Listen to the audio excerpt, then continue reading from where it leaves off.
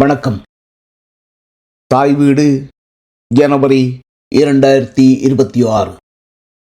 கார்மேகத்தினூடே ஓர் ஒளிக்கீற்று. டிட்வா சூறாவளி ஏற்படுத்திய அனர்த்தம் இலங்கையை திக்குமுக்காடச் செய்துள்ளது. 2004ஆம் ஆண்டின் ஆழிப்பேரலையின் பின்னர் இலங்கை முகம் கொடுத்த பேரனர்த்தம் இதுவே. ஆழிப்பேரலையோ நாட்டின் கரையோரங்களையே தாக்கியது. ஆனால் டிட்வா நாட்டின் 25 மாவட்டங்களிலும் சேதம் விளைவித்துள்ளது. டிட்வா சூறாவளியானது மாகாணம், மாவட்டம், பிரதேசம் என வேறுபாடு காட்டாது அழிவை விதைத்து சென்றுள்ள நிலையில் அந்த அழிவிலிருந்து மீள்வதற்கான உதவி பணிகளிலும் வேறுபாடுகள் இருக்கக்கூடாது. இது போன்ற இயற்கை அனர்த்தங்கள் பல்லினங்கள் வாழ்கின்ற இலங்கை போன்ற நாடுகளிலே அனைத்து தரப்பு மக்களினதும் நோக்கங்களையும் முனைப்புகளையும் ஒரு புள்ளியில் இணைத்து அவர்களிடையேயான பகைமைகளையும் முரண்பாடுகளையும் தற்காலிகமாகவேனும் களைந்து நாட்டின் நலனை முன்னிறுத்தும் ஓர் ஒற்றுமைப்பாட்டை ஏற்படுத்துவதற்கான அரிய சந்தர்ப்பங்களாக அமையலாம்.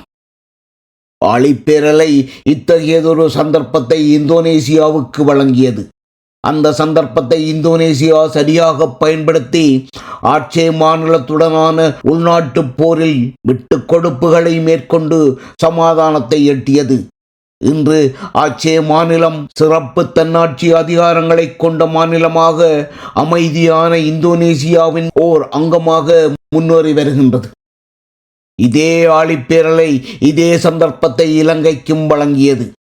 ஆனால் இலங்கையின் இனவாத அரசோ அமைதிக்கான வாய்ப்பை தவறவிட்டு ஆக்கிரமிப்பு போரை முடுக்கி விடுவதிலேயே குறியாக இருந்தது. அதன் பலன் இந்தோனேசியா 20 ஆண்டுகால அமைதியை அனுபவிக்க இலங்கை வரலாறு காணாத மானுட அவலத்தை அரங்கேற்றியது. இந்த வரலாற்று பின்னணியில் நோக்கும்போது மீண்டும் ஒரு முறை டிட்வா சூறாவளி வழங்கியுள்ள ஒன்றிணைவுக்கான வாய்ப்பை இலங்கை சரியாக பயன்படுத்துமா என்ற ஐயம் எழுவதை குறை கூற முடியாது. ஆனால் சூறாவளிக்கு பின்னான 1 மாதம் வரையிலான கள்ள நிலவரங்களை நோக்கும்போது சொற்பமேனும் நம்பிக்கை கொள்ளக்கூடிய சமிஞ்சைகளே புலப்படுகின்றன. அரசால் வழங்கப்படும் உதவிகள் கடந்த காலங்களைப் போலல்லாது பாதிக்கப்பட்ட சிறுபான்மை மக்களையும் பாரபட்சமற்ற முறையிலே நியாயமான அளவிலே சென்றடைவதாகவே அறிய முடிகின்றது. தாய் வீடு இதழுக்கு இலங்கையிலிருந்து பங்களிக்கும் செயற்பாட்டாளர்களிடமும் தாய் வீடு பங்களிப்பு செய்யும் இலங்கையின் உதவி அமைப்புகளிடமும் கேட்டறிந்த வரையிலே உதவி வழங்கல்கள் பற்றி மக்களிடம் தீவிரமான விமர்சனங்கள் பெரும்பாலும் இல்லை என்பதை உணர முடிகின்றது. இதற்கான அர்த்தம் குறைகள் இல்லை என்பதல்ல, இனங்களுக்கிடையேயான பாரபட்சம் வெளிப்படையாக இல்லை என்பதே. புலம்பெயர் தமிழ் மக்களால் திரட்டப்பட்டு இலங்கைக்கு அனுப்பி வைக்கப்பட்ட உதவிகளின் வளங்களிலும் இந்த பாரபட்சமின்மையை காண முடிகின்றது. மோசமான பாதிப்புக்குள்ளான பிரதேசங்கள் அடையாளம் காணப்பட்டு அப்பிரதேசங்களிலே மிகவும் வறுமை நிலையில் உள்ள குடும்பங்களுக்கு முன்னுரிமை வழங்கப்பட்டு உதவிகள் அவர்களை சென்றடையும் வகையிலான பொறிமுறைகளை புலம்பெயர் மக்களிடமிருந்து பெறப்படும் உதவிகளை பகிர்ந்தளிப்பதற்கு பொறுப்பானவர்கள் ஏற்படுத்தி இருப்பதை காண முடிகின்றது. இந்த வகையிலே புலம்பெயர் தமிழர்களின் உதவி தென்னிலங்கை மக்களையும் சென்றடைகின்றது.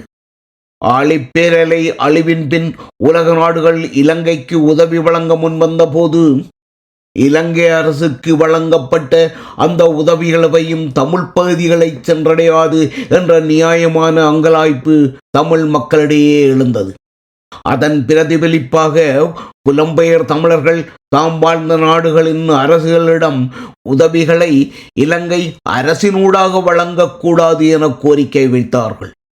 அந்த நிலைமையை இப்போது பெரும்பாலும் பார்க்க முடியவில்லை.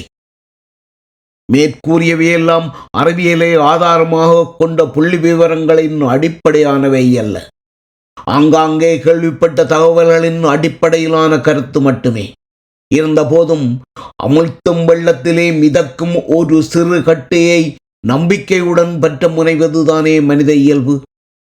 இதேவேளை இனங்களுக்கிடையிலான இந்த நல்லெண்ணமும் நட்புறவும் நொடிப்பொழுதில் நாசமாகும் வகையிலே மீண்டும் பேரினவாத பேய்களின் கைகள் மேலோங்கலாம் என்ற அச்சமும் தவிர்க்க முடியாதது. ஏனெனில் அதுவே சுதந்திர இலங்கையின் வரலாறு. பௌத்த சிங்களவர் அல்லாத இலங்கை மக்களிடையே நிலவும் இந்த அச்சத்தை போக்குவதற்கான பெருவாய்ப்பு இலங்கையின் தற்போதைய அரசுக்கு டிட்வா அனர்த்தத்தின் மூலம் கிட்டியிருக்கின்றது. அரசு இந்த வாய்ப்பை தக்க வைக்குமா என்பதே இப்போதுள்ள கேள்வி. நன்றி.